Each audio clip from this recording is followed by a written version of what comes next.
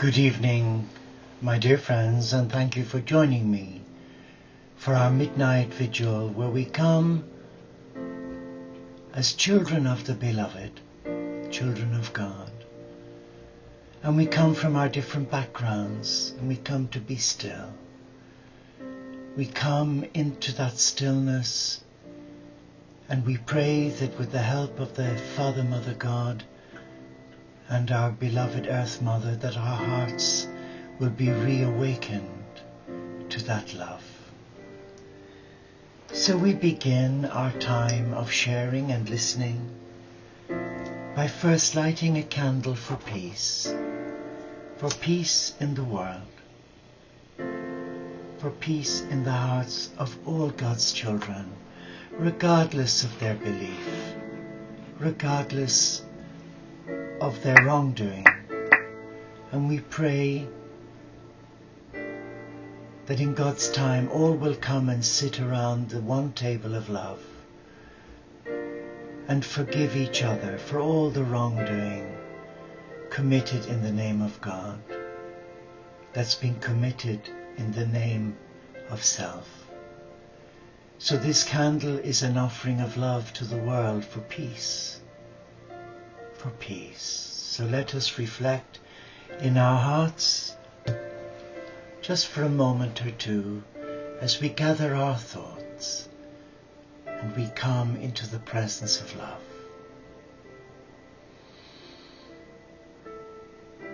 Let us just focus on our in-breaths, that sacred breath. And as we breathe in, let us visualize breathing in love. Pure love. And in our out breath, if there is tension or stress, let us release it into the arms of our Earth Mother Gaia. And we have been given an incredible gift, the gift of free will. Let us use that gift tonight, but let us use it wisely, by calling on the company of heaven, the messengers of God, the archangels and the angels and all the nature spirits who stand in the presence of God. Let us call on them, but let us use their mantra, Inura, Inura, Inura, Senura. Angels, here I am. I come to be with you. I come to be with you. And as we sit in their presence, we also call to mind our loved ones, our family, our friends who are in spirit. For they can see us, their loved ones, and they can see many of the tribulations that we endure. So we call on them. We call on them and we invite their support. So let us just be still. For in the stillness there is much love. And as we breathe in, we are mindful of the peace of God. It is a peace that this world does not understand, for it does not come from the world. It is a peace that comes from love. And it comes to those who have surrendered their heart to the Supreme. Let us embrace that peace. And let us allow that peace touch us in our mind, in our body, and in our spirit. And let us just relax. And if we are troubled, or there are issues presenting themselves to us, let us name them now. Yes, let us name them. let us bless them and let us release them. And let us give them to the Supreme. And that way we are freed up to focus on the present moment. For we are only given one day at a time. And each second and each moment of each hour of each day is a precious gift. And it is not intended for us to be shackled with guilt or fear, or the worries and the dramas of our life or the lives of others. Let us name those worries. Let us bless every one of them. And now let us release them. Yes, let us release them. And now as we breathe in, let us feel the release of all that tension from our heart. And the mantra we say this evening is, I am a beloved of God. I am a beloved of God. I am loved for who I am. I am loved for who I am. Be still now. Just be still and be aware that in your sacred space you have visitors from another dimension, the messengers of God. And they can see you as clearly as the nose on your face. And they are waiting. They are waiting on you and me to summon their help. For they are helpless and powerless until we give them instruction. They wait for us to ask. For blessed are they who ask, for they shall receive. And theirs is the kingdom of heaven. So let us just stay with that thought, that we are in the presence of the Supreme, and that we are surrounded by messengers of the greatest love. And they wait for us. And they will go on waiting for us.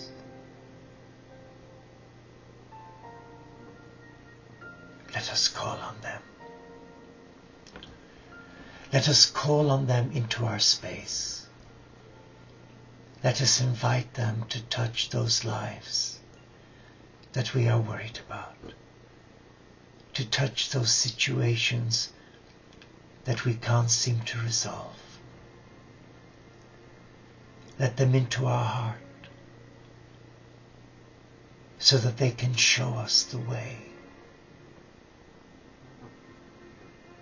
Or would we rather go it alone? The choice is ours to make because of the gift of free will.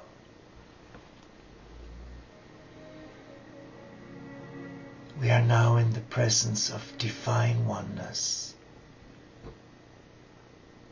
So let us allow our heart feel safe. And let us remind ourselves that as a child of the Beloved, we are never alone, ever. We are never, ever alone. And there are times when you will agree that we feel in our journey that we are alone, that we've been abandoned by God. But that is not God. That is our mind playing tricks to deceive us and take us away from our chosen path.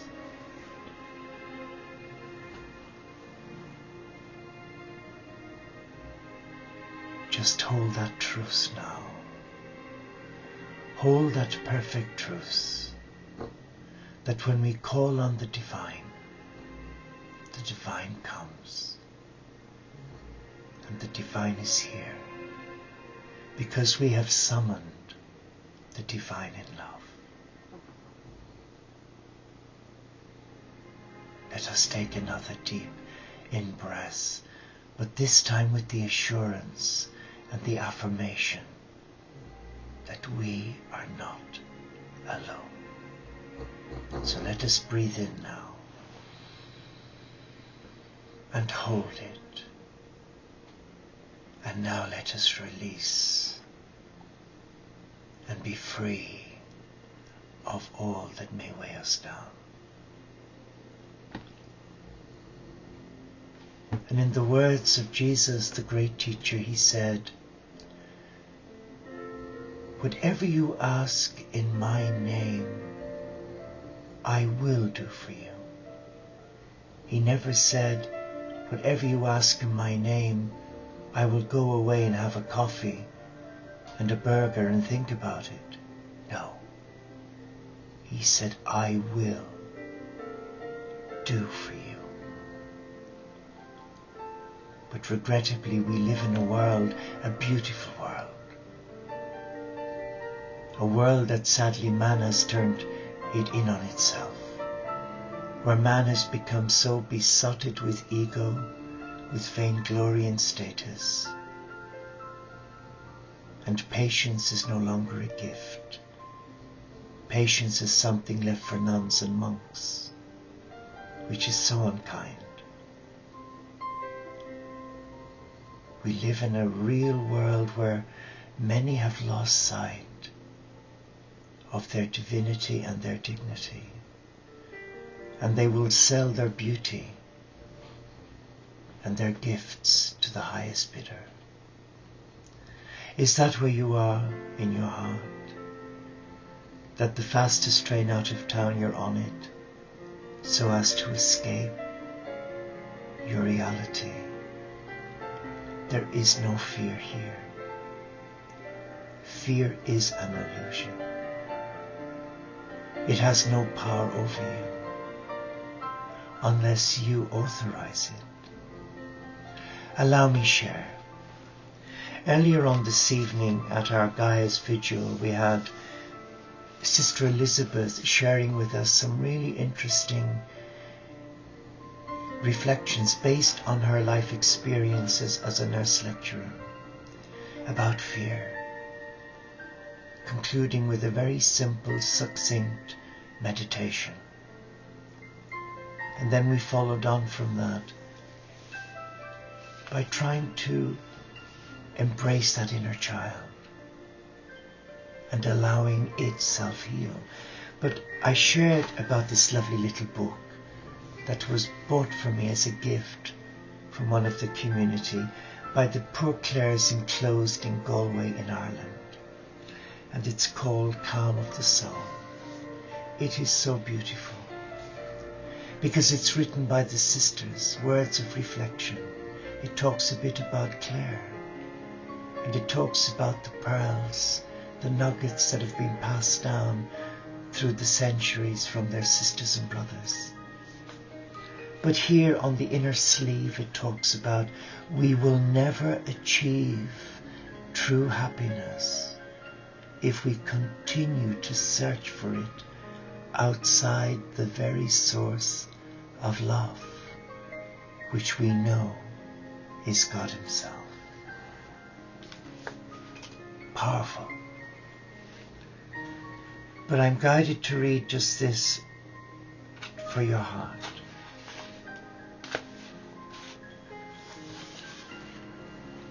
Because tonight, this morning, is not about me, what I think you should know. because before I begin every vigil, I always surrender the 30 minutes to God. And I ask the Supreme to guide my heart so that I speak their word, not mine. And this is what I've been given, and I would feel honored to share it with you.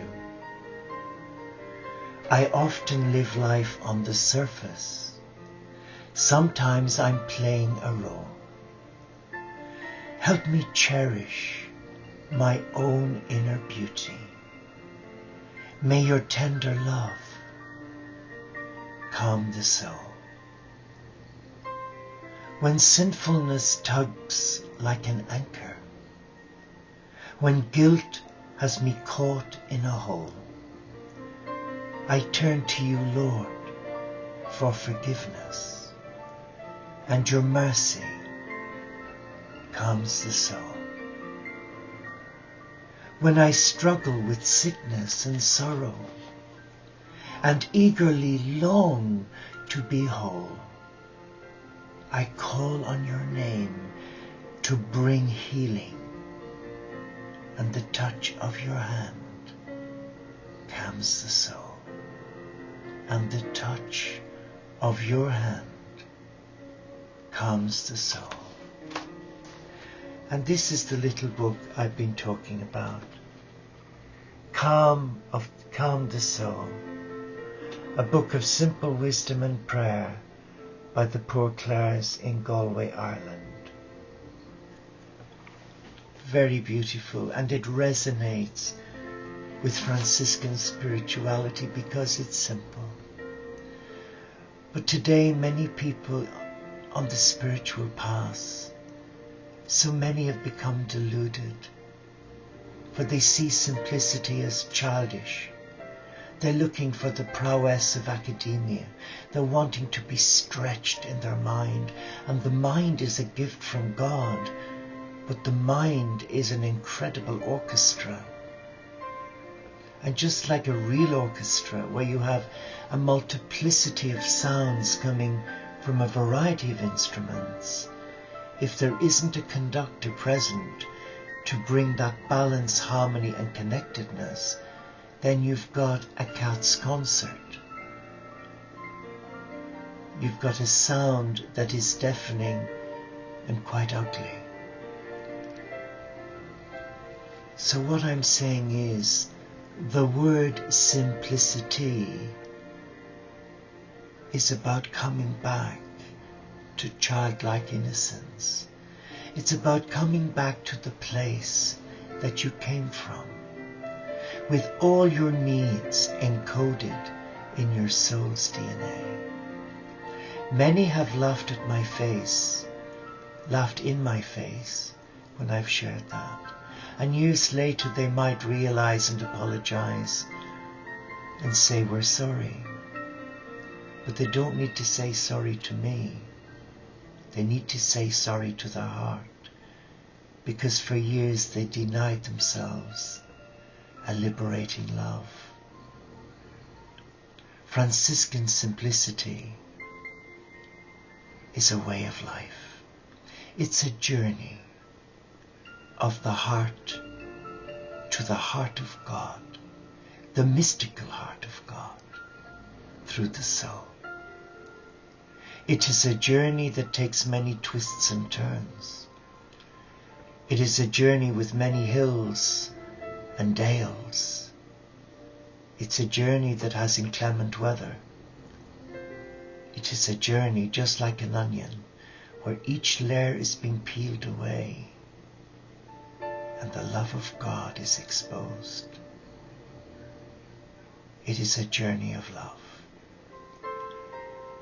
But many convince themselves that it's going to be easy peasy. Oh, if that were true. It's a journey, as I've shared, like an onion. And you'll know if you use an onion and you're peeling an onion, there's many tears. Many tears. As there are allowing the Supreme, allow you see what God sees. And that is done through a simple way.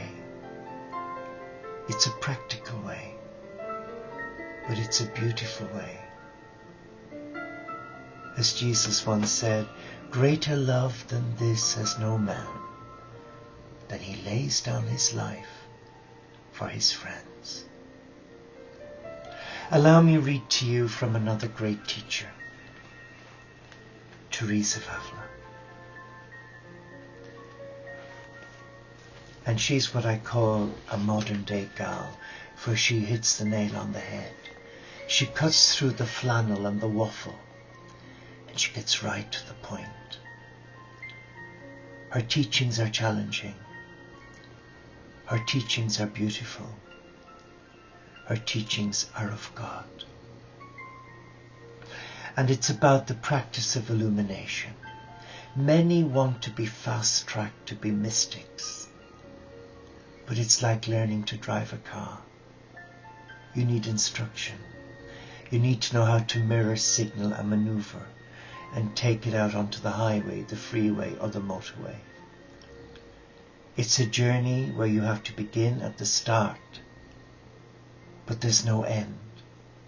There can't be an end, because it's a living, loving relationship. Illumination, she says, when you notice God in the details, you are practicing illumination, which you use repeatedly in the second mansion of your soul. Pause and observe, Teresa says, with appreciation, all the so-called small things of the world around you. When is it the last time that you actually heard a bird sing? When is it the last time you've seen a bumblebee?